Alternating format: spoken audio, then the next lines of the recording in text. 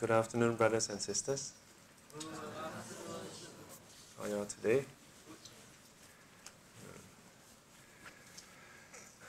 Okay.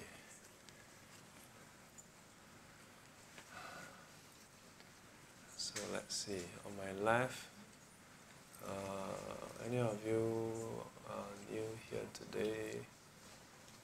Let's see. On my left. Okay.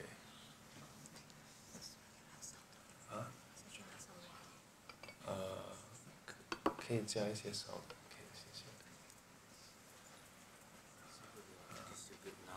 Okay, can. So KS has brought some goodies. So we'll pass down the goodies. But wait, hang on. The goodies, how is it? Is it individually packed? No. No. So you have to be careful, because carpet. So one mouth put inside. Just use your hand. Take yourself. You got to help to tear up. While stock lasts. Yeah.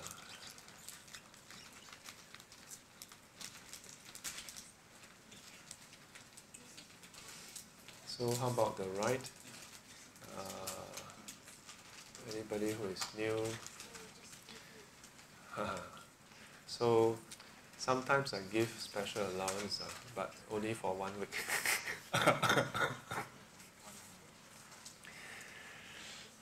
So let me see. So we have someone.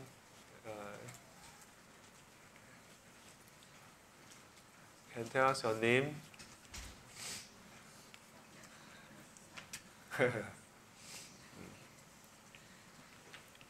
Tell us your name and how you got to know about this group. My name is Ven Chuan. I'm here with my sister and brother-in-law. Ven Chuan. And who is your sister and brother-in-law? My sister is Kip Yong. Yes. Brother-in-law. Yes. Welcome. Okay, let's see who else is here for the first time. I think the rest are all season parking holder. So while the goodies is being passed down,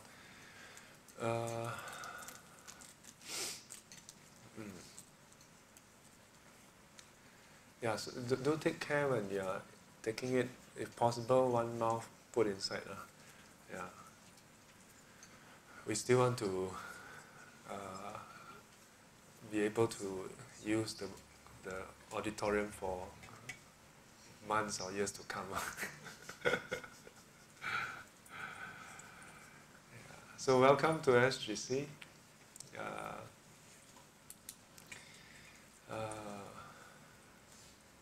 So apologies earlier. Arrived, I think, close to 1. We started, we started about 1:05 or so.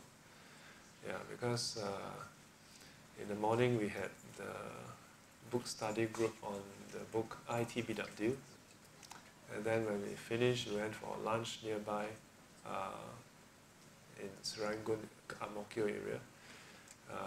But then I found that I was already drenched my t-shirt, so swing back to get my t-shirt. Yeah. So this is the first noble truth. Yeah, first noble truth. Have you all experienced the first noble truth before? Say yes. Yes. Yeah. So sometimes it's good to fall sick. Yeah. I've said this many times. I'll say it again.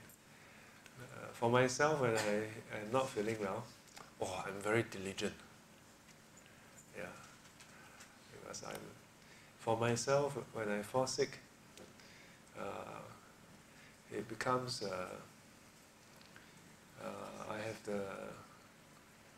it becomes very visceral to me, very apparent to me, the mortality of our life. Of course, some of you who have known me for a while will know, a small little thing will die already. Yeah. So, but it's good to make use of this, to practice also. It's been a week since last Monday. Last week after SGC, started having a bit of headache, and then didn't quite go away. Now I fully comprehend the notion that you should not keep medicine for too long, because by Monday or Tuesday I wanted to take some Panadol. Then I saw one whole plastic bag of Panadol of different shapes and sizes, and I have no idea which one is the one that is valid. Just took 2 pop. After a few hours of resting, it didn't help. It actually got worsened. Then I found one. Then some students brought some things over, and one of them was the Panadol, and that helped, because it's a fresh batch.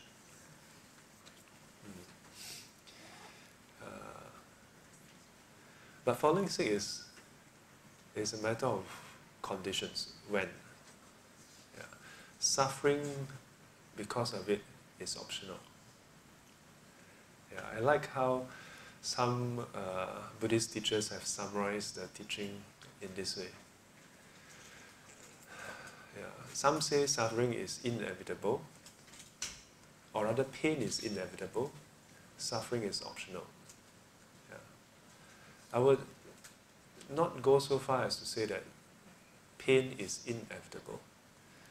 Pain is conditional, but so is suffering.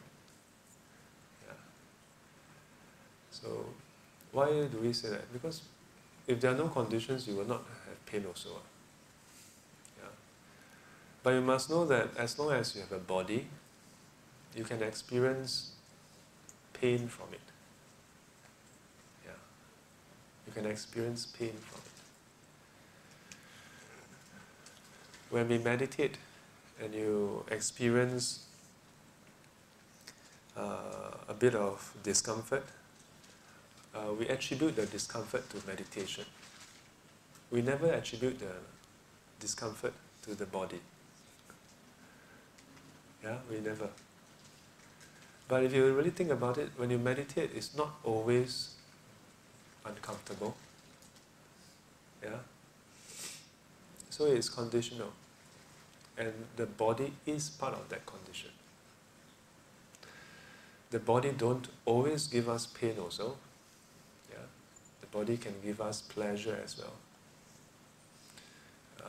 Throughout our life, we spend quite a bit of our time pursuing pleasure.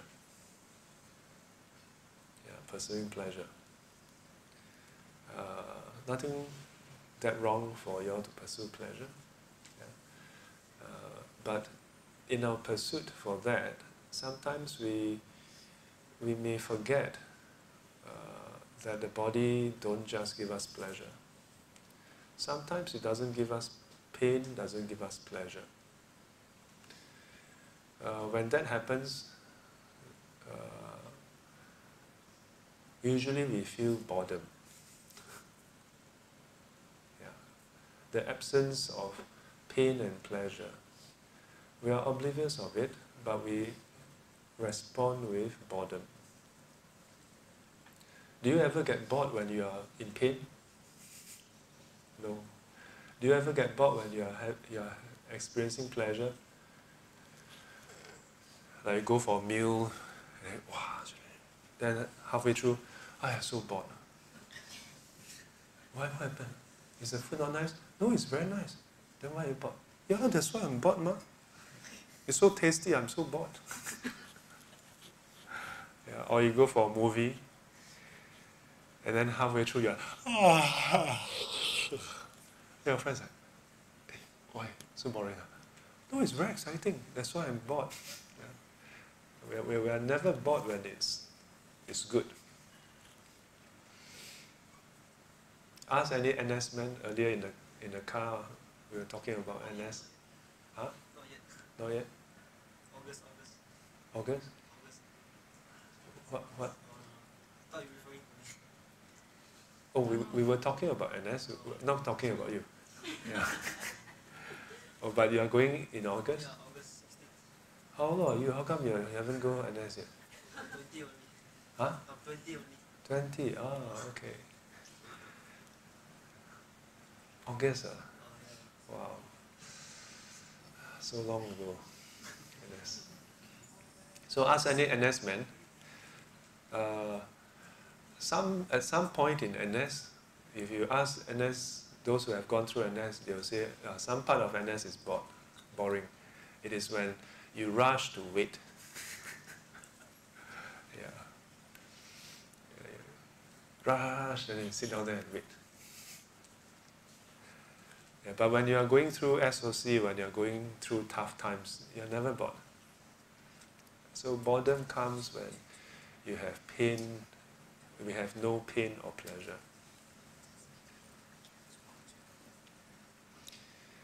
Yeah, but that's the nature of this body.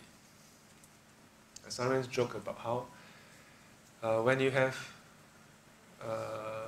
toothache, have you ever had toothache before? Yes. Toothache is rarer than headache. Yeah? Not everybody have toothache before. I can't tell whether I have toothache before actually. Yeah. Yeah, I think if we can even compare the amount of pain, then most people will say, yours is nothing, that's not toothache. Yeah. As much as I'm not really oral hygiene, like meticulous about it. So the joke is, if you have teeth, then you can potentially have toothache. If you have a head, you can potentially have headache. So if you don't want to have toothache, you take out your teeth. If you don't have headache, take out your head.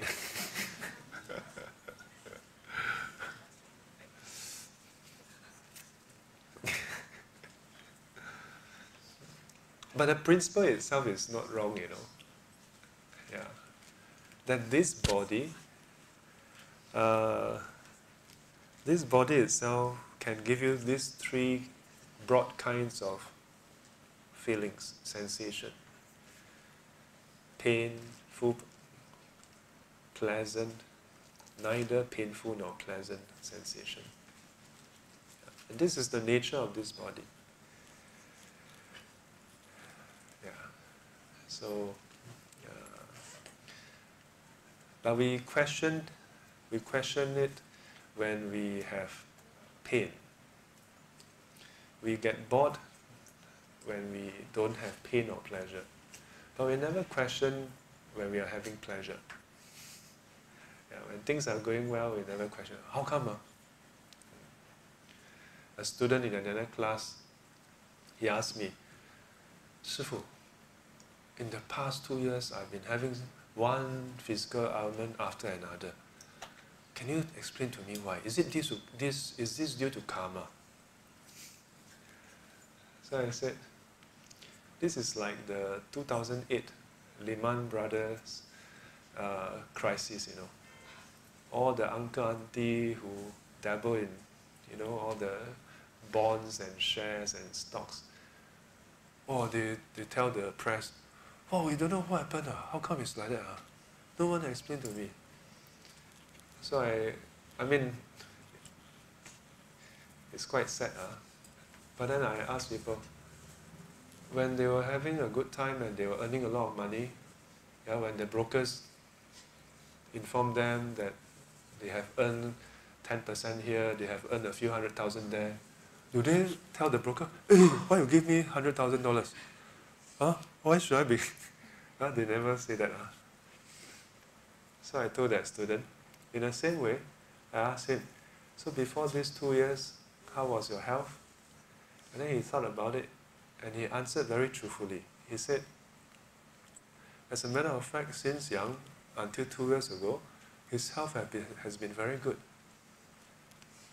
Yeah, so I asked him, so all these years, did you not question how come you have good health? This is the way we are. When we have good health, we don't question it. When we have bad health, oh, how come I fall sick? Yeah, so good to fall sick once in a while, huh? Reminder of our the nature of this body. But I digress. My digression is usually 20 minutes long. So this is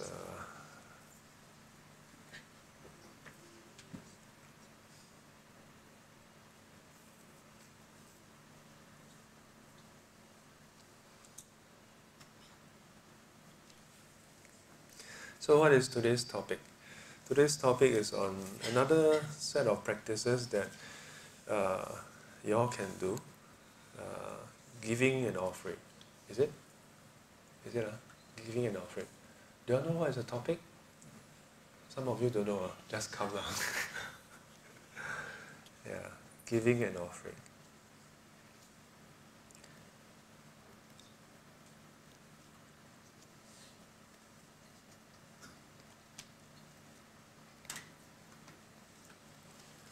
What is today's date? 24th of June.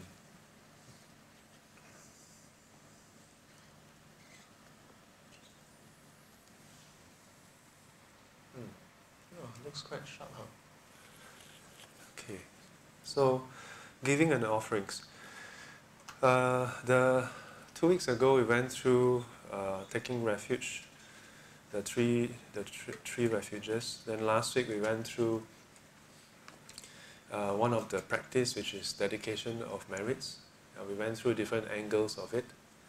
What is the dedication? We also went through one specific set of the verses. Today we're going to go through another practice. So this series is about sort of tying in some of the things we have actually gone through before, we have learned. And for those who are newer, to sort of give ourselves a bit of a kind of a framework, yeah. That as a Buddhist, what are the things we can and perhaps should do? Yeah, not just fill up the form and then gao dim ha. Yeah. So one of the most fundamental practices is the practice of giving and doing offerings. Yeah. There are two terms that is linked to this. So one is dana and one is raga. Is it raga?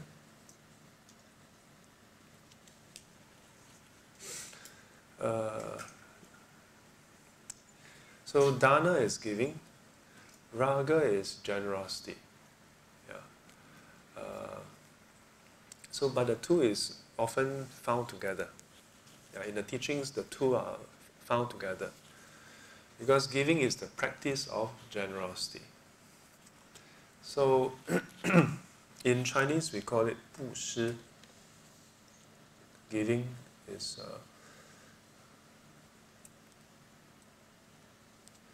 布施.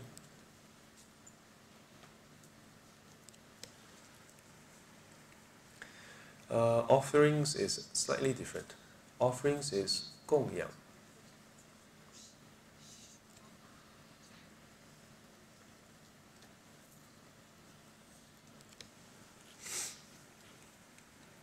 So, what is the difference? Both are fundamentally of the same nature, the act of giving. So, why do we have two different terms for it? So, Sometimes the two are synonymous, sometimes they are slightly different. Usually we use the term offering or 供养 when we deem the recipient to be someone who is worthy, yeah, and as a form of, like, you could call it respect, then we say you do an offering. Then in terms of giving, doesn't mean that the other person is not worthy of respect, but usually it is seen more as a form of assistance or aid, to the recipient. So I'm going to start off with the standard set. There are the three kinds of offering, or the three kinds of giving, that is in the Buddhist teaching. And then later on we'll go through specific set of practices that is linked to it. Okay? So the first one,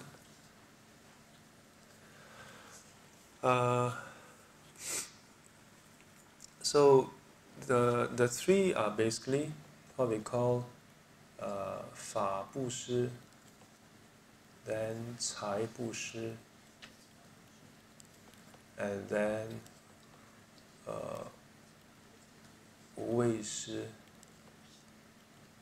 I think this is how it's written. 部位的位. Is it correct? So in English, this is Dharma, and then I'm going to just write down wealth first, and then I'll explain, okay?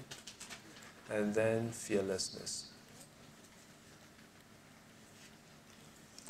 Traditionally, in the Theravadan tradition, there's usually only mention of the first two.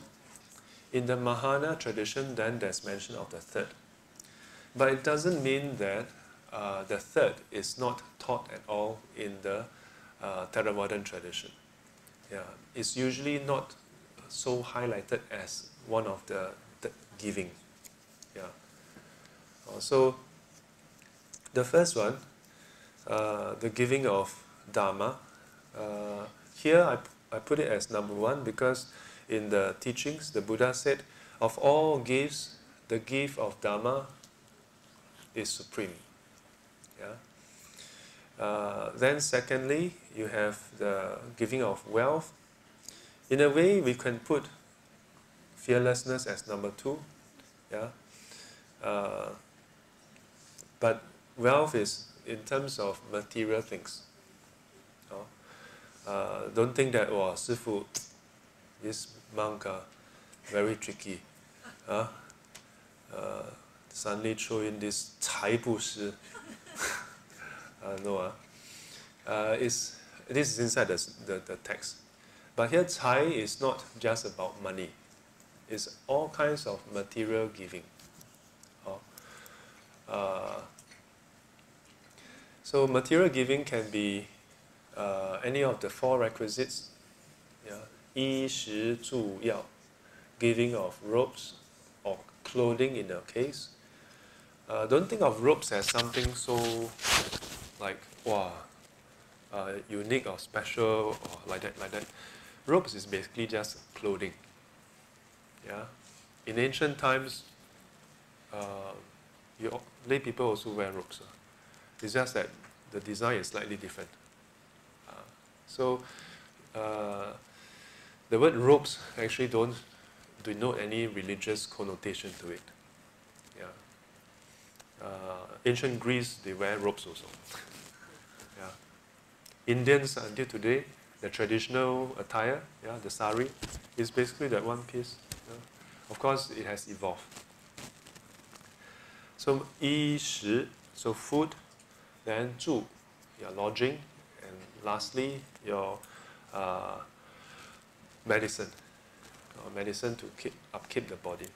So 财 is basically anything to upkeep the body, yeah, material things.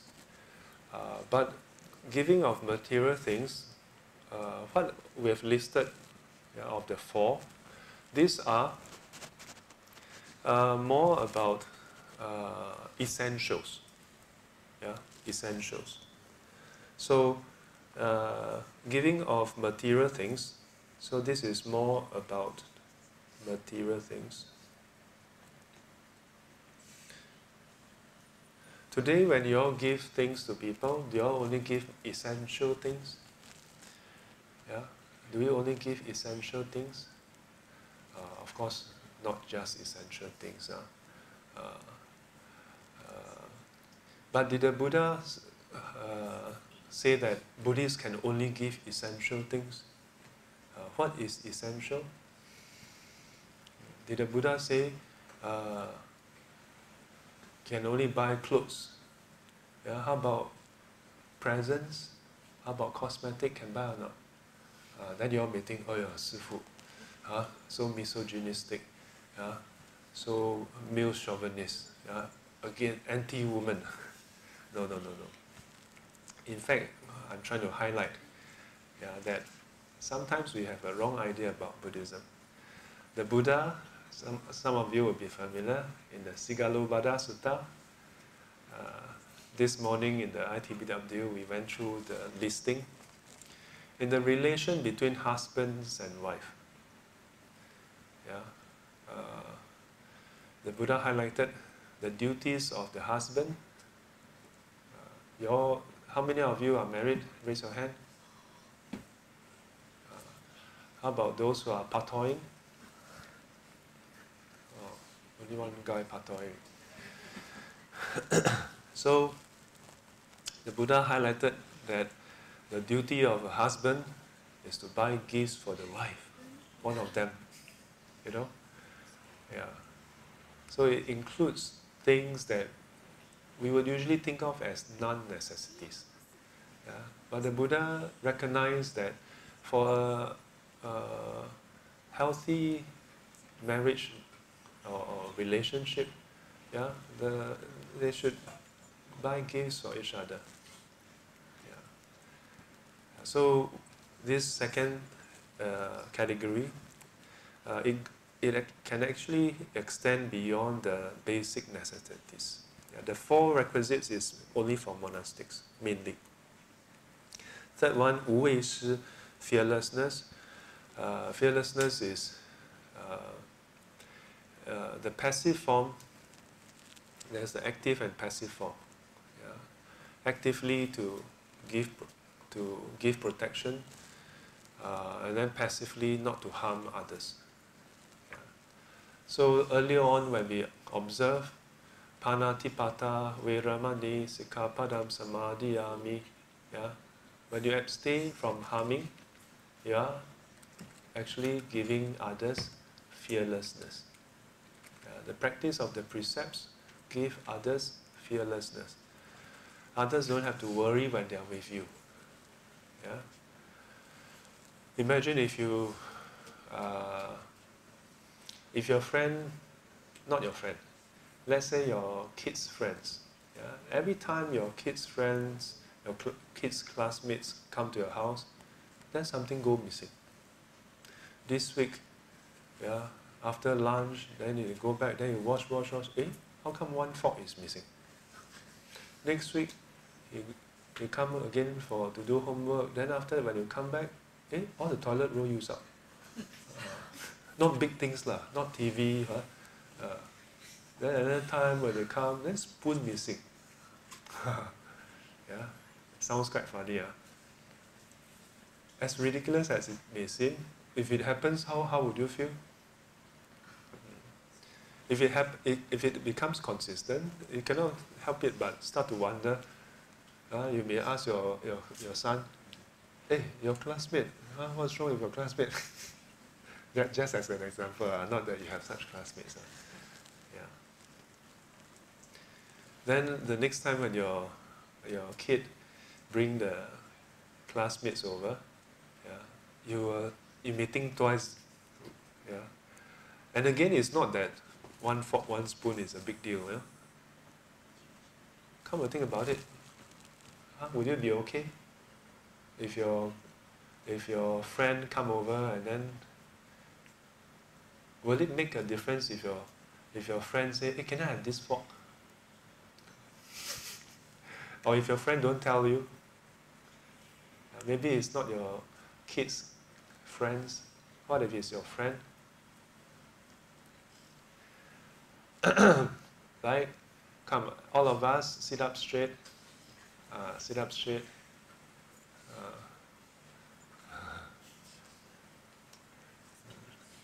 After lunch, tired.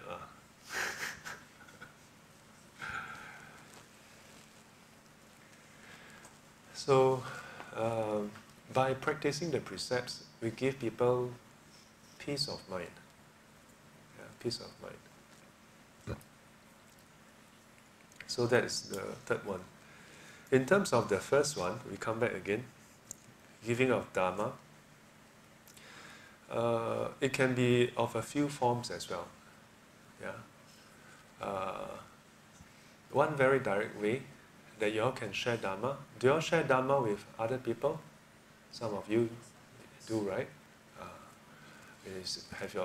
You catch up with your friends, have lunch, then you tell them, come, let me tell you about Lotus Sutra.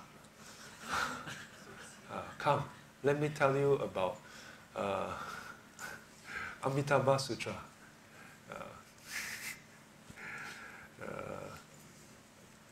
That's going to be quite a long lunch. We share what you can share. Yeah? But sometimes in social settings, sometimes if you share too many times, sometimes your friend may not go for lunch with you anymore. Yeah, they think that you're a part-time preacher. You're a part-time Dharmacharya.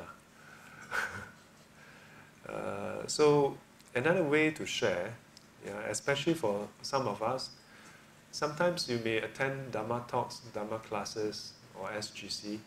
You may feel very inspired. But then I have students who come to me and tell me, Sifu, I want to share, but I don't know how to start. I don't know how to tell them. How to tell them. So if you are not ready to share, sometimes it's because they say, I don't have to share. Why? If I share, then they ask me more questions, I cannot answer how. So one easy way, you share with them the YouTube recording. Yeah, you can share, you can go to our YouTube channel, then just share the link. But you don't have to share only SGC. Yeah, there are many other venerables who have put up their classes and talks online. But one thing I ask of you all, share whatever you have watched yourself. Okay, don't just anyhow, you see the title seems Buddhist, then you see the thumbnail looks like a Buddhist talk, then you just share.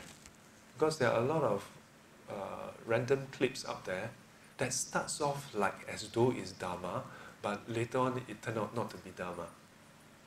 So be careful with what you share also. So another way to share is share what you have learned directly. Yeah? But students have told me that when they share in this way, sometimes the other party is maybe not so receptive. So another way to share is to share with them how the teaching has helped you.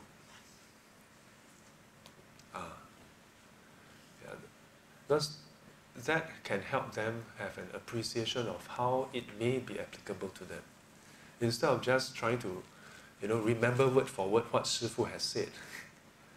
Yeah. Because you must know that as much as that verse, that line that Shifu said maybe made a lot of sense to you, you must know that there are conditions for it to make sense to you, which your friend, your family, your neighbor, your neighbor's dog may not have the suitable conditions. Yeah? So when you share that same line, Shifu, I told them exactly what you told us. How come they don't seem to get it? Huh? Yeah, of course. Yeah. Because they have not been attending so religiously, they have not gone through the same thing you have gone through. So instead of just telling them word for word what I told you, good to share with them how the teaching has helped you. So you can share YouTube. You can share your own experience of the Dharma. You can also share books. Yeah. Again, don't share books. Don't just go and attend the talk. Then they give free books. Then you just take and then just pass to people. Yeah. There are a lot of free distribution. Make sure you read through themselves before you share. Or unless you know for a fact the content, then you share. Yeah. Again, because there are a lot of books that may not be that legit. So, of course, you can also share Dharma directly. Yeah. Like if you feel up to it, you can let me know. Then one of the weeks I will take a break and then we invite you to give a Dharma talk. But the highest way to give teaching, one of the way, but I consider it the highest because it's actually toughest, is to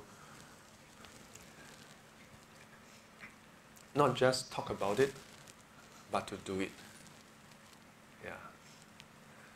Without telling people, without explicitly speaking Dharma, but to live Dharma. Yeah. In the Dhamma Sutra, it highlights this, that this is what is meant by sharing the Dharma. 云何为人演说? We tend to think, oh, speak the Dharma means literally just use your mouth and speak. There's also speaking the Dharma, but to live your life according to the Dharma. Yeah. Because when you do that, then people see for themselves the impact on you. So this is an extension of your experience. Yeah. So live by it. I don't know whether it's the app or is it my handwriting or maybe it's the medication, but do you all find that my handwriting is really bad today?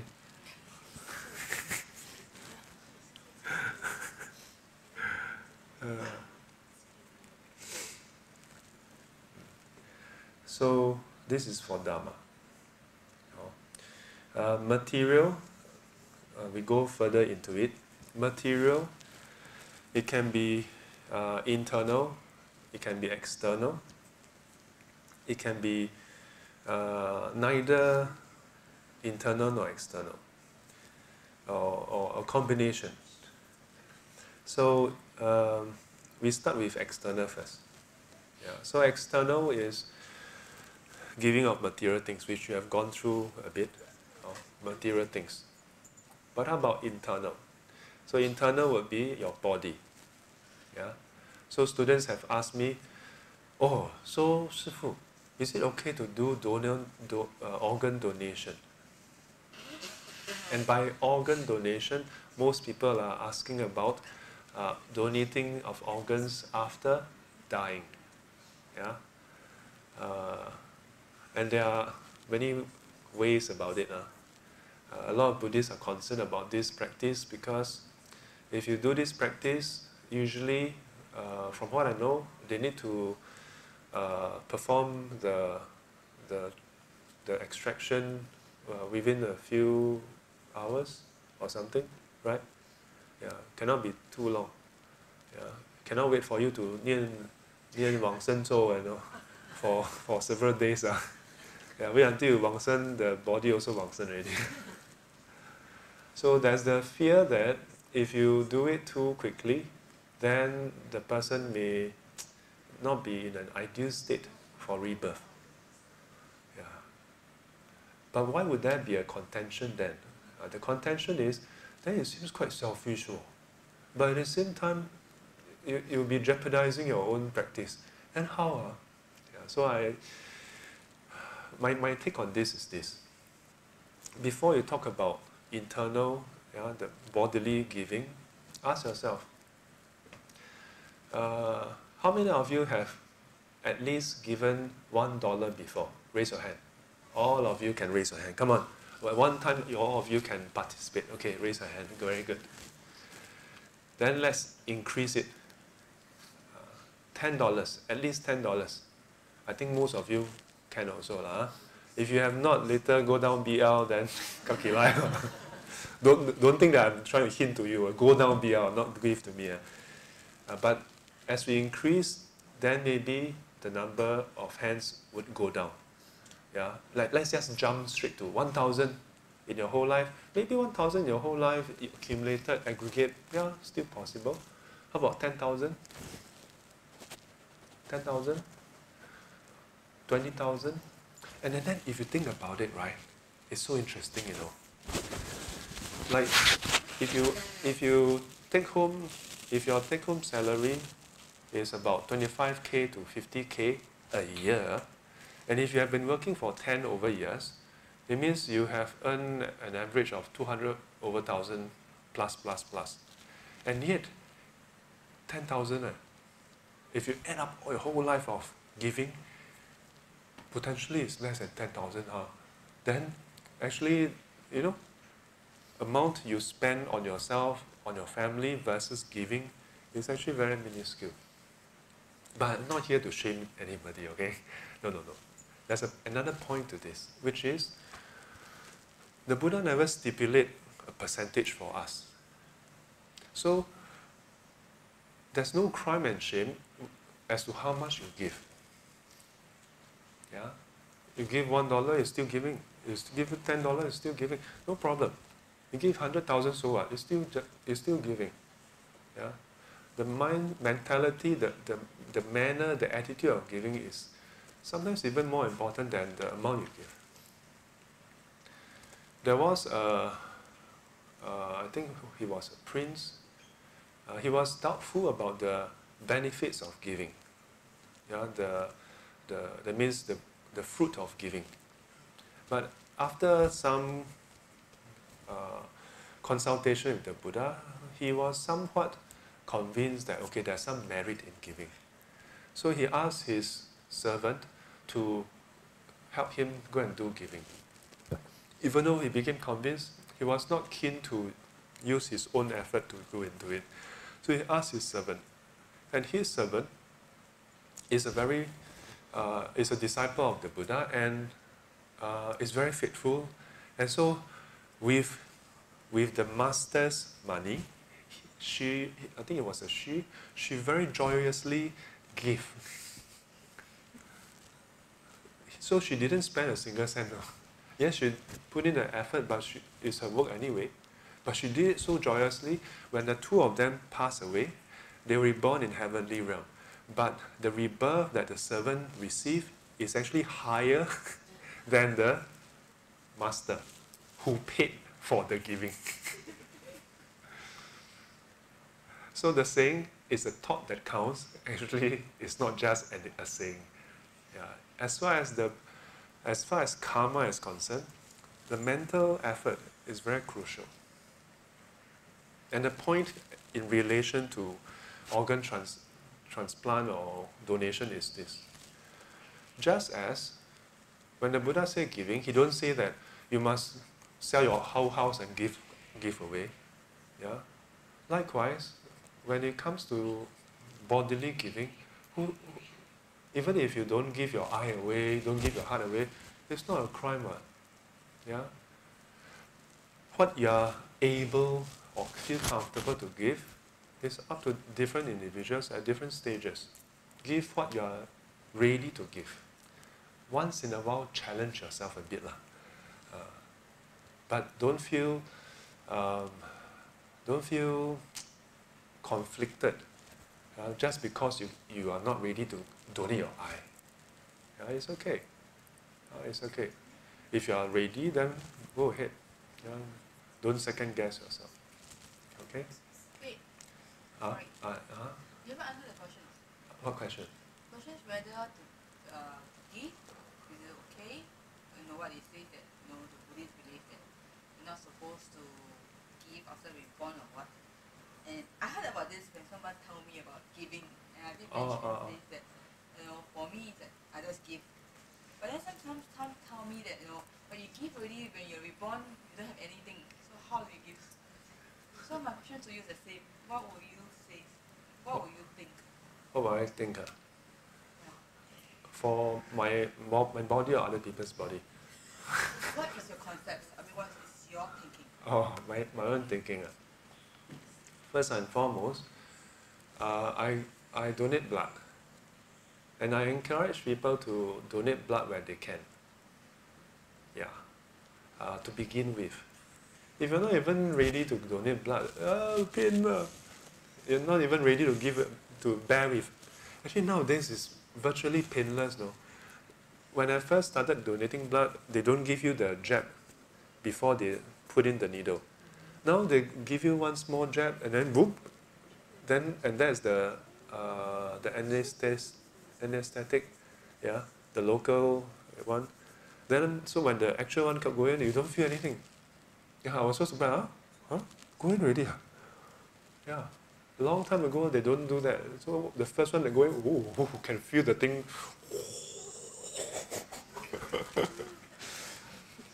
Yeah. Barring there are those who are anemic.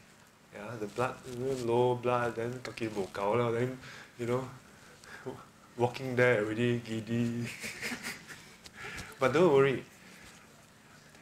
Don't worry about you being anemic. Let the doctors worry about it. They will screen you, don't worry. If you are not enough, they will tell you. Yeah. But you must know yourself. If you know that you are anemic, then as a matter of health, you should consider, is there something you can do to make yourself healthier? Even if you don't want to give blood, anemic can be dangerous sometimes, at the wrong or right time. Yeah, losing consciousness at the wrong time can be fatal. Yeah, drive halfway. Oh. So, barring that, if you cannot even bring yourself to donate blood, then why worry about organ transplant and all those things? Yeah. But I know what you're trying to ask me. You're just trying to ask me, Shifu, can donate or not? Why cannot donate? Yeah. It's just like you ask me, can donate my HDB flat or not? Can donate. As to where your children stay, that's for you to solve it. As long as you can solve it, I have no problem. Or for that matter, landed, we want to donate no. Yeah. So, there's nothing stopping anyone from donating it. Yeah. There's a belief that, that if you donate, if you do that, you don't know how to... You see, the reason why most teachers give very vague answers is because in just this room alone, all your practices is at different levels. Can I just give one blanket statement, not just about organ transplant or what? Can I just give you all one singular practice? All of you from today onwards must meditate 2 hours a day. Can or not? Next week nobody come already. Right? But there are some of you who meditate more than 2 hours. There are some of you who, until today, meditated 2 hours in your whole life. You know what I mean? So, when it comes to meditation, there's no immediate sort of repercussion whether you meditate 1 or 2 hours. No immediate. Actually, there is.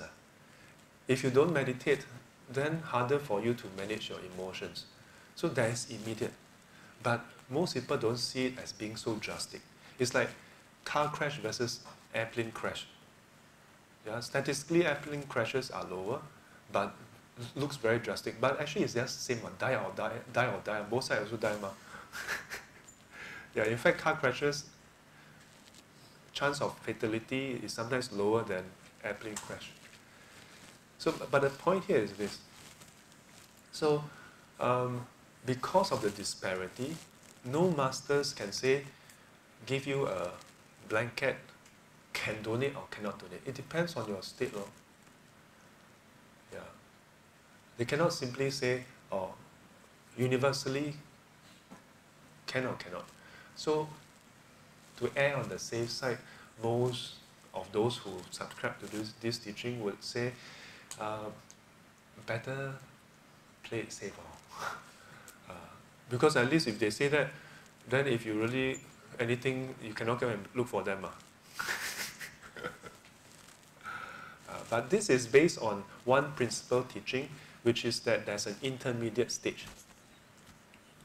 In most, I say most Theravadan tradition, then there's no concept of an intermediate state.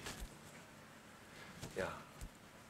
I say Theravadan, but if you look at the Pali Canon, there's at least 2 sutta that seem to indicate that there's an intermediate state. There's one sutta where the Buddha described how third stage enlightened one, after dying, if they have not managed to attain arahanthood, will be reborn in the pure abbot. But when they get reborn in the pure abbot, they can attain arahanthood at different stages. One of the stages being that I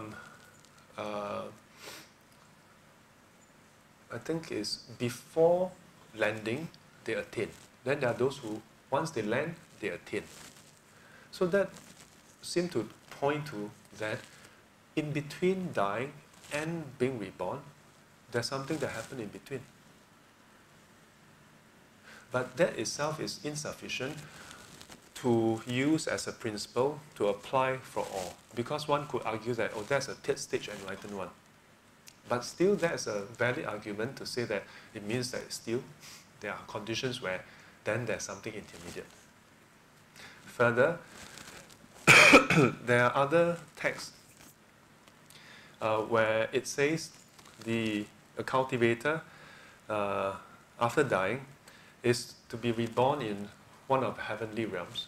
But while en route, then saw some objects of desire, of lust, and then drop from that state, and then immediately get reborn in a lower state. So then that seems to indicate an intermediate stage also. The trouble is, the Buddha's teaching for 45 years focused not on the future life, not on the past life, not on the intermediate stage, but on the present life. And in fact, not just the present life, but the present moment. Because that's the only moment we have. That's the only moment you have. The question to me that is more important is how you live your present moment, how you practice your present moment. Because after you die, yeah, you can say that you don't want to donate, lor. But what if after you die, someone chop you up? Not that I'm cursing you all. You know what I'm saying? Yeah. Yeah. So to me, you have to ask yourself, in the event if your rebirth is not instantaneous, there are 2 ways to have instantaneous rebirth that is confirmed. Rebirth in the heavenly realm. Yeah, upon death, there are some descriptions about heavenly beings receiving you, and your rebirth is spontaneous because the rebirth in those heavenly realms are manifest. They are huasen. So there's no need to wait for other conditions. Yeah, so if you want to assure yourself of spontaneous rebirth, do a lot of good. Yeah, every week come and wash toilet in the Buddhist library. Go and volunteer here, volunteer there. Do a lot of good. Wow. Anytime there's an evil thought, dispel it. then as you approach your final moment, or you can practice Pure Land practice, but not so easy also Pure Land practice. Or easier way, do a lot of evil. I say easy lah, never say painless lah. I never say it's good, I only say it's easy. So you want to have a good rebirth or you want to have easy rebirth? Easy rebirth, you just do a lot of evil, so evil that you're confirmed going to hell. Then after dying, you don't have to worry about what they do to your body. Immediately, before you're going to die, you already, jialat, sam liao. Yeah. The trouble is for most people, 我们高不成低不就. Yeah, we're not good enough to have spontaneous rebirth up or down. Yeah, so then it depends on your habitual tendency. Yeah, that's why meditation is so important. Because sometimes when you sit, it's very painful, right? I don't think it's useless. If you can bear with that, then heng heng shui shui, maybe you pass away, then they check your form, then maybe when you are filling up the form, you take the wrong one. Yeah? Then you take the, I agree to not receive the donation. Then they start putting in the jab and cut. If you have been meditating, then when they cut, then you cut. Feeling. Breaking of ribs.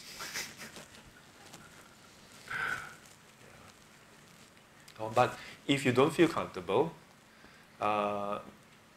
it's okay. Yeah, it's okay. I don't say that. Don't. Some Buddhists are very funny. They feel that they want to donate, then they shame everybody for not donating. I mean, if they want to donate, don't donate lor. There are some people sell their house, then should they go around shaming other people? Don't have to, ma. Give what you can give, ma. Oh? Yeah, so then fearlessness we have gone through. Oh. So then besides these three categories, tomorrow, tonight when you go back, yeah, day to day, yeah, besides towards those objects like Buddha, Dhamma, Sangha and so on and so forth, what else, in what other ways can we express giving? 财布施, there's one more which is giving of our time. Giving of our time. Being present with our loved ones. Now it may seem ironic, like, Sifu, isn't that like a form of attachment? Isn't that a form of attachment? Well, if you're going to be a lay person, then you all should do your duty. Right? The Buddha didn't say that it's wrong for lay people to attend to their loved ones. In fact, even for monastics, the Buddha gave exceptions for us to take care of our parents. Do you all know that? Usually Chinese tradition, we think, 哇，出家了，6亲不认，father, mother fall sick, 阿仔啊，我好辛苦啊，施主请回吧。boy，我破病了，阿弥陀佛，我会帮你念往生咒的。No. In our monastic code, if our parents fall sick, we are allowed to go back and visit them and take care of them. If there's no one to take care of them, and they are not able to take care of themselves, we can take leave from the Sangha to go there to take care of them and provide them with the 4 requisites, 衣食住药. Yeah, but you must know, 衣, clothing, minimum clothing, not fancy, what kind of brand are there? Mango lah, Banana Republic. What other brands are there now? CK, Calvin Klein, Armani lah, Longchamp bag. I always talk about Longchamp. No. Yeah, we can provide them with minimal subsistence support, yeah, medicine, clothing, yeah. No, this doesn't cover annual trips, holiday to Osaka, no. Yeah. So the whole idea that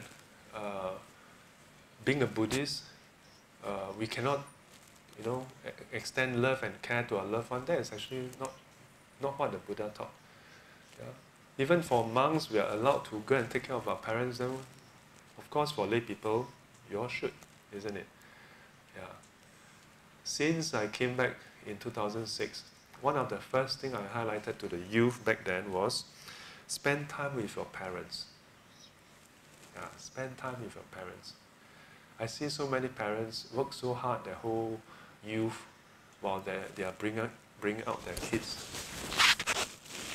And then hoping that their kids grow up to be successful. If they are not successful, they are sad. If they are successful, they are also sad. Why? Because if they are not successful, then their children, they worry that their children will have a hard time.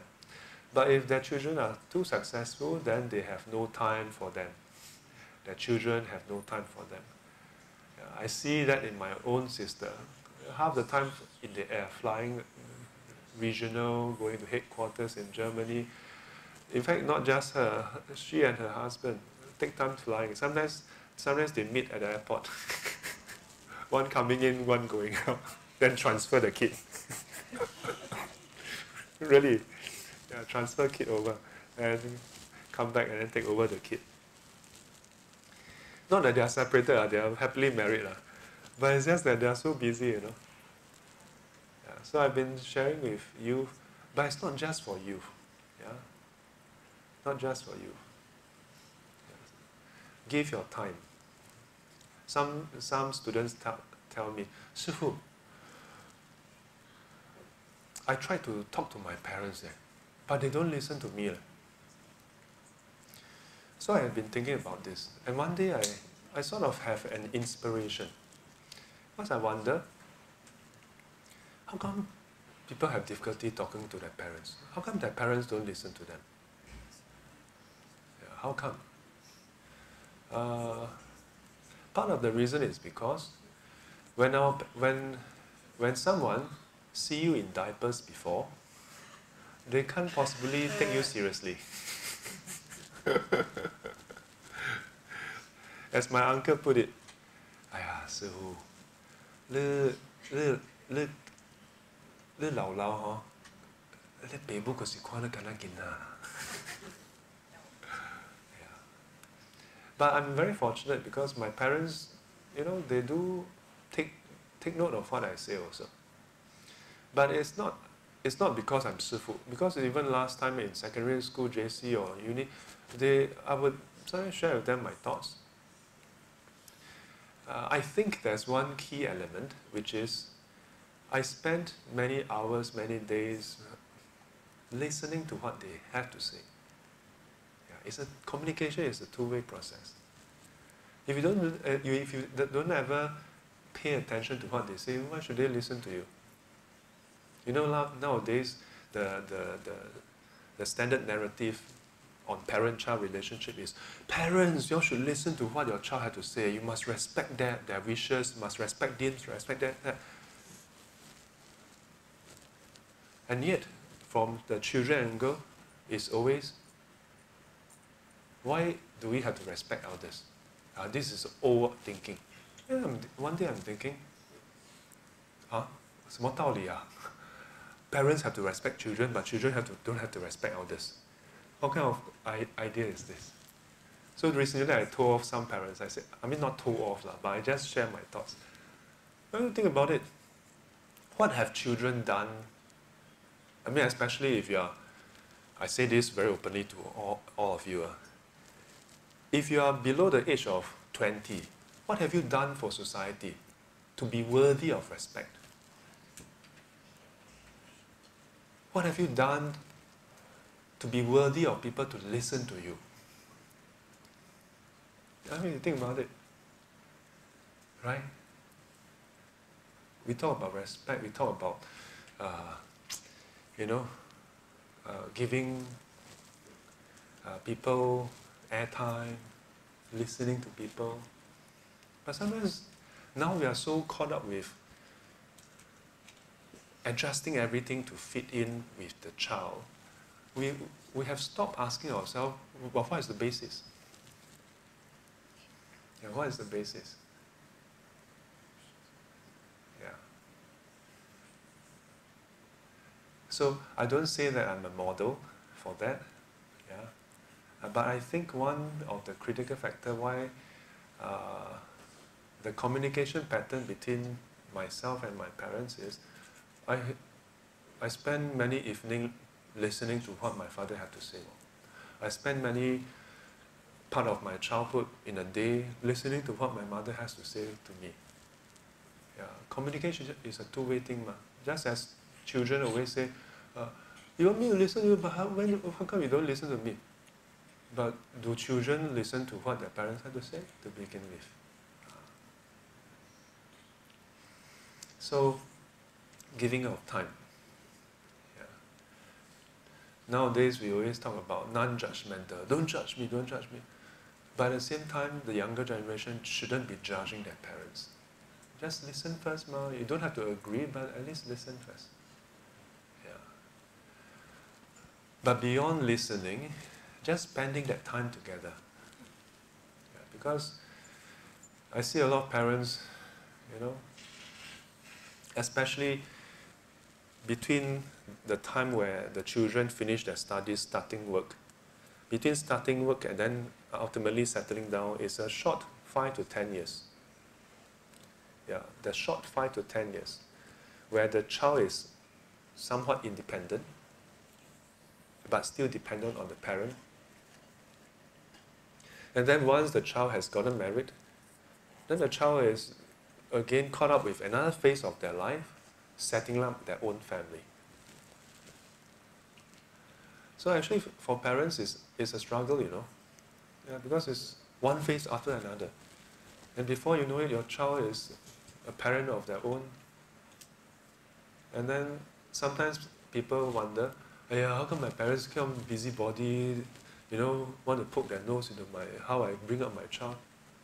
Well, because they have been involved in your life for 20, over 30 years. You want them to just suddenly, you get married, your problem. Yes, there are some culture that is like that. Yeah? But they are not, then how? They are not that kind of culture, ma. While younger generation always say, you must try to understand. Why don't we understand our parents also? Yeah. But the narrative currently is always about elders, society, the parents understanding younger generation. Never turn around and ask the younger generation to be more understanding. We should promote that. But I don't say one-sided. Both should try to understand each other. Yeah.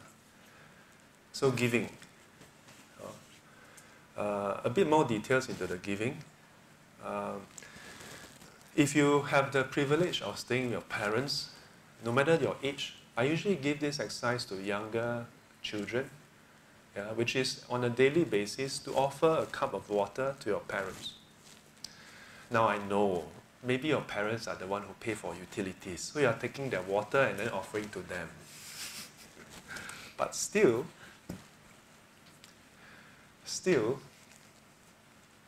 it is a very precious practice. Yeah. Because you don't know how many more cups you have to offer them.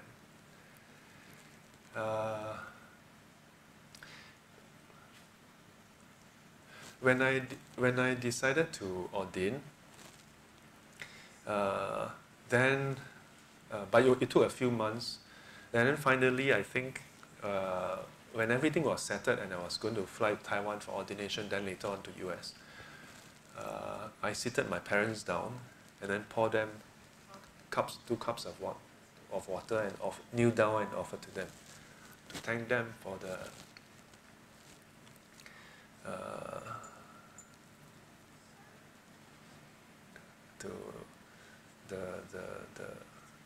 their kindness.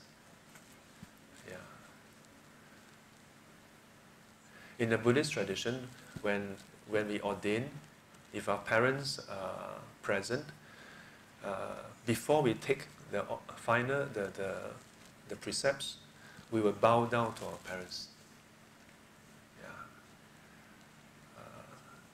To me, it's a very very meaningful practice. Yeah. To acknowledge that their significance, their contribution to your life. Yeah. So this is a practice that you all can do, especially if you are staying with your parents. If you're not staying with your parents, you are staying by yourself now, at least make it a point once a week. I know maybe sometimes the experience is not the best, and I highlighted in class on Friday, sometimes you want to be filial to your parents, but maybe your parents, 可能八字不合并啱哦. You know your parents like to eat chicken rice or fried rice or whatever, char kway teow. Then when you buy, then your parents say, which store? That store not nice. Then you ask, which store nice? Aiya, your brother know. Oh no, then you, oh no, what is this? Huh? Can you stop talking about brother? But what to do? So do what you can. And so giving is not just about like that. Can you give without attachment? Can you give such that the giving do not give rise to defilement in you? Can you still be happy when you give and you get rejected? Like today I rejected 2 offerings of drinks. I almost never reject anything that's given. But on medical grounds I rejected them because now I'm having the cold cough. If I accept and then I drink, then lucky worse. But sometimes when you're giving to some people, especially when it's your own parent, then your parent, tua sui sin, the heart one big, one small. Then how? It can be very damaging. So if you are on the receiving end as a child and your parent is like that, what to do? Don't spend your life asking, how come like that, how come like that? You look at your hand. I'm not going to talk about finger being long and short. You look at your left and right hand, are they the same? Yeah, imagine if you have 2 right hands. Both are like that.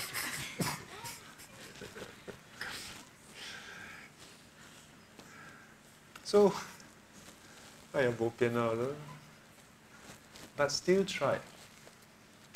日久见人心啊. I know of this family.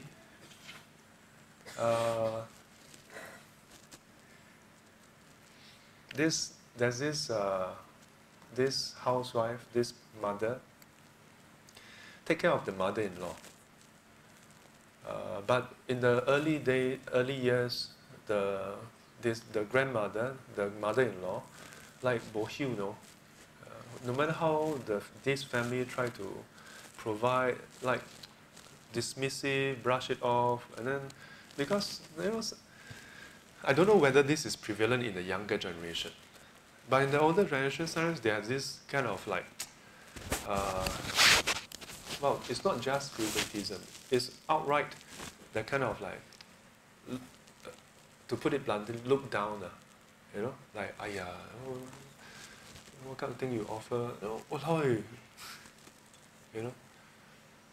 But this family, the mother, continue to persevere. Although the mother-in-law came on like, pass this remark, pass that remark, then not happy like that, but never mind. Until the later years, all the uncle, like play ping pong, pass the grandmother to this uncle, then pass the uncle, and in the end, all the brothers, all of them decided, I think, send to home lah. Then that family, the mother, said, no, this is your own mother. No, this is not even my mother, your mother. How can you, it's not that we cannot let her stay. Let her stay. Yeah. Then you know what happened? Stayed. Then ding dong a bit, then ultimately came back to stay here because everybody don't want more. This is a sad state of Singapore culture. Yeah. When families are starting off, want the mother to stay together. Why? Can take care of the kids, ma.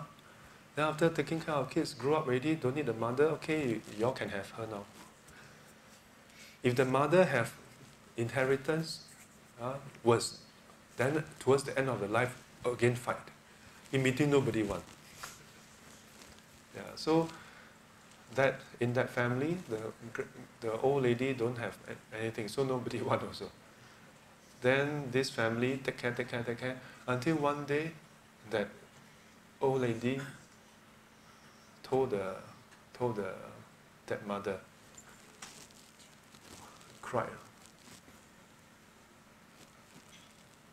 that she has seen her over so many years. Wow. The old lady regretful. Then but that mother mother told the mother-in-law, no, you are our mother. It's only right that we take care. So, yes, sometimes we try to be filial to our parents and so on. Sometimes we are all unenlightened now. We have our own crazy, But don't let that corrupt or taint our wholesomeness. Continue to do what we can. But if you cannot take it, then don't force yourself too much also. Otherwise you go crazy while trying to be enlightened. Yeah.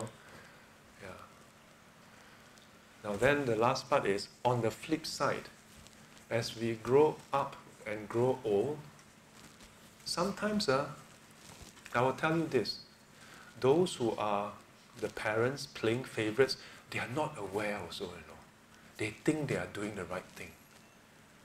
They are not aware, not always sometimes they are aware outrightly 偏心, but some are really just oblivious. So as we learn the Dharma, it's a lot of introspection and self-check. Ask yourself, do we sometimes ignore the plea and the cry of one child over the other child? Have to be careful, because you must never say, no, I'm very fair one. Don't be so sure.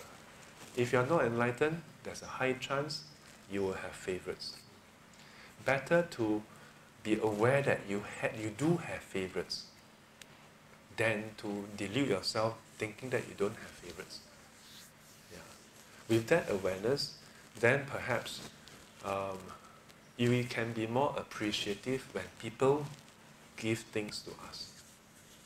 So this is a daily practice you can do. Offer water. How about offering to the Buddha? To begin with, if you have taken refuge, good to have a mini altar at home, or at least have a picture or a photo, positioned somewhere. Some people say, so Sifu, where can I hide it? Walao, so shameful man, Buddha. It's not as though you are the disciple of Adolf Hitler, then don't dare to let people know, Buddha don't have to hide, ma. Yeah, some students, they move to a new house, then they ask me, Sifu, which corner can I put the Buddha statue? What do you want to put in the corner? Yeah. But some students ask, but is it compulsory? Well, the Buddha didn't set it in any rule. But it's not for the Buddha. It's not that you put there, then the Buddha have many places to stay. The Buddha don't need it, It's for you, it's for us. So that you have a sanctuary at home. Yeah, a reminder. So every day, so if you have an altar or an image, don't just just put there as a talisman, or put up here, then protect the whole house, then ghosts cannot come in, insects won't come, yeah, robber pass by, then somehow blinded by the Buddha, then won't steal. No, it's a reminder for us. Yeah, so every day when we do offering, it's not that the Buddha need your cup of water, so miserable, one whole day drink one small cup. Then, twice a month get some oranges, then whole day hungry. Yeah. It's not that, Yeah, or at night must switch on the lamp because Buddha is afraid of the dark. Yeah, all these practices is for us. Yeah, all the practice of doing offering is really more for us than anything.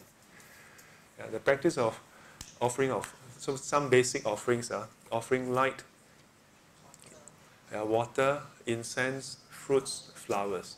5 basic offerings. But there are some items which maybe, if you do it on a daily basis, I wouldn't say it's a hassle, but for some, maybe logistically difficult. Flowers, for example. Yeah, you have to offer fresh flower every day, then a bit xiong. Yeah. Fruits, every day offer, then after that, who is going to eat all the fruits? Yeah.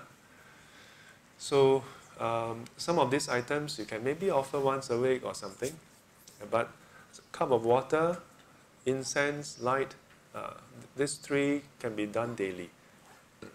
Yeah. The offering of light represents wisdom, clarity. And it's not that Buddha need your wisdom, but as you light the candle or the lamp, it is a reminder of the teaching that once wisdom arises, it dispels darkness. The presence of wisdom dispels ignorance. That as the Buddha, as the bringer of light, 2,500-600 years ago, brought this light of wisdom to this world, has been passed down. We as a disciple, we have received it. In no small measure, we shall uphold this wisdom and pass it on where we can. And then when we offer incense, it is a link. In the Buddha's time, people were already offering incense like nobody's business. And it was for really practical reasons. This, purify the air, drive away mosquito, flies. I mean, it has all those practical purposes. In the Catholic Church, yeah, in the ancient times, now it's a ceremony, the altar boy, yeah. You see almost identical that form in Tibetan tradition, yeah, Xintang. They walk around, yeah. In the Chinese tradition, we also do it, but we do it as a ceremony already. In the Tibetan tradition, they still do it, but less of a ceremony because that's really needed, because there's a lot of people inside. So to purify the air, because it's usually quite damp. So, but in one sutta, the Buddha explained that in all the different scents that is being offered, today when we offer incense, it's usually lighted.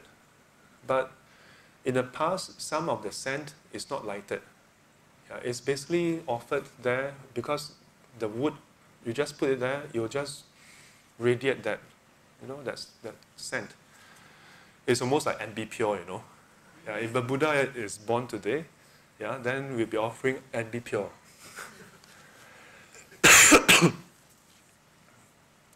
So the Buddha said, in all the different offerings of scent and so on, there are different scent that is being made from the roots of plants, the bark, the leaf, and so on and so forth. Yeah, but of all of them, I think he mentioned about how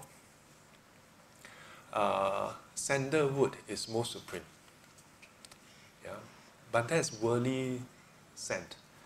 Then the Buddha said, there's one that excels that.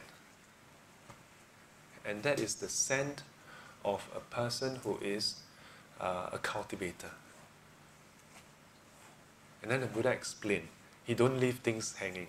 He explains the sandalwood, while very refined, it can last and spread. It can spread a large distance and last for a while. But the scent of a cultivator, a person of upright morality, his name, his deeds spread far and wide, far beyond that of any worldly scent, and last for generations to come. Yeah. So when you offer incense, it's a reminder that just as the incense purifies the air, may you practice and uphold the practices of sila to purify our body and speech, to form a good foundation to practice the purification of our mind, and ultimately lead to enlightenment. Offering of water in the Theravadan tradition is often just seen as a practice of giving, of water. Sometimes it's also seen as purity. Flowers is a direct reference to the teaching on impermanence. To reflect, the flowers are now beautiful, blossoming, but over the days it wither and fade. Just as this is such, likewise this body. So it's not something superstitious, it's not something that is mystical. It's a very direct teaching. But so that's why in some temples you'll see that the flowers are not replaced so soon. Because if you replace every day, then you cannot see the impermanence of everyday fresh flowers.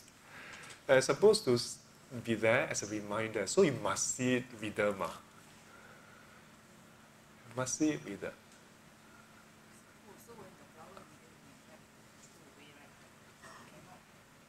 No. So, depending on which tradition, so the Chinese Mahayana tradition tend to do that. The moment it's wither, you remove it. Why? Because the focus is moving away from impermanence, but to 庄严道场. Then the aim is a bit different. But the intent is still good. It's not that they have bad intent, but it's the focus. Yeah. If you ask me, I would prefer the former. Yeah.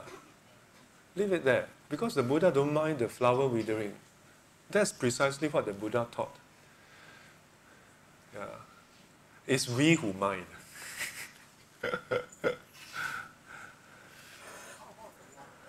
Huh? Why? Usually for my case, I will put a cup early in the morning before I do the chanting. Yeah. Then after that, I will make up the next day to drink this water. Correct? So it depends. The next day when you drink the water, depend on whether you just drink directly from the cup. Yeah, usually people will take the water and pour it into the common flask. Yeah. So this is the traditional Chinese concept. 平安平安，吃保庇啊，保庇。You can don't have to throw away water plants You can also drink it's water but of course if you see ants inside, don't drink with the ants After my chanting, Yeah, I know. Yeah, so sometimes when you do one offering, then you create one problem, got ants, then you must put a cover, but then you put cover, then you think, but I put cover, then Buddha, how does Buddha drink? So then when you're doing prayer, you take it out, then you do offering, then after you check, then huh? Can lah. 不是小杯啊。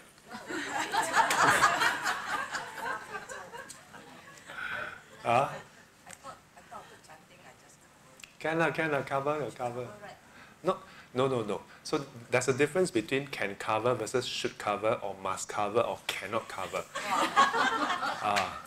So many times it's just a matter of what is practical. In Buddhism, a lot of things can always be traced back to some practical consideration. Yeah. Don't make it into a ritual. Or, you know, like imagine you have children? Yes. Imagine your children see you do this every time. And then later on, at some point, you tell your children, Mommy, going to be gone soon. You all must take over me. We all have been, you 拜观音 or 拜佛祖? 拜. Then you tell your children,释迦牟尼佛have been drinking water with us for so many years. You all cannot stop. Otherwise,释迦牟尼佛no water to drink. So, I tell you, before that you must offer water. But then you must open the cup. Then you must let the Buddha drink. When we finish chanting, you will cover. Okay? Then, the trouble is, when we pass down steps like this, let me finish the story first. Because many people have been passing these kind of things down. Then the children, either they religiously follow or they just bohui and dismiss it as superstition. Then the trouble is, I'm not so concerned about those who don't do it. No. I'm concerned with those who do it religiously, taking it as a ritual that die, you must do exactly those steps without knowing why those steps. Then it really becomes a ritual and then become a superstition. That Buddha must drink water at that hour, then you must open the cup, then drink finish already or not. Then after you pass away, right, one day their children ask, but Lapa, how do we know whether Buddha has finished drinking or not? Then they, then they go and ask us, but they will ask everybody except Sifu. Then somebody will say, how to ask? Sing Pui lo. Then you have more and more rituals coming out. Pui. Finish drinking? Haven't finished. Then one day your great-grandson late for work. Then when arrive at work, then the boss, why are you late? Today train never break down what? Why? Because I pui, Buddha haven't finished drinking.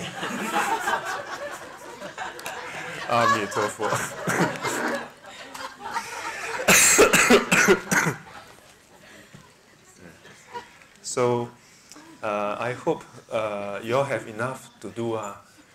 So today's talk, today's session, I have listed out a lot of different things you can do in terms of giving. Not just one type of giving, many different ways, and something that you can do immediately every day. So think about how you can do all these practices. But most importantly, give with love, give with compassion, give with kindness, guided by wisdom. No time for, what is the question? Oh, fruits. So fruits. Fruits typically as a reminder of the fruit of cultivation. This is what I heard. But in the Buddha's time, when fruits were offered, was really for Buddha and the monks to eat. Water in the Buddha's time was really offered for Buddha to drink also. Not just put down there and then let him stare at it. And in the Buddha, like when you offer Sifu, right, Sifu will open the cup and then drink. Open the cover. Sifu will not like that. Cannot drink.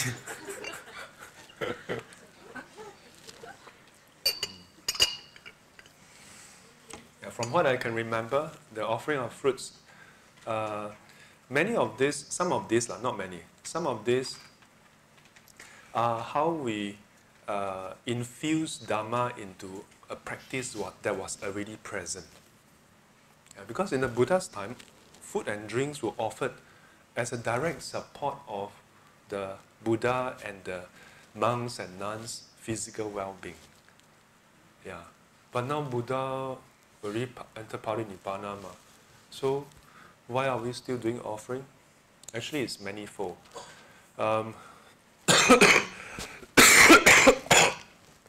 Tissue?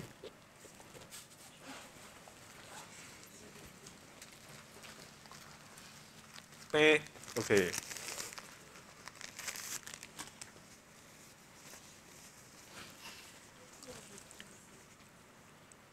Okay, turn green already. Okay, turn green is a bit heaty. So those who wanted to offer me the cooling drinks can offer already.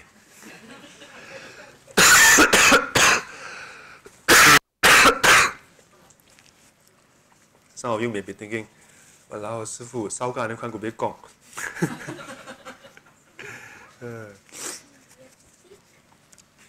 So the practice of giving just one last part. When we do offering to the Buddha, whether with or without those thoughts,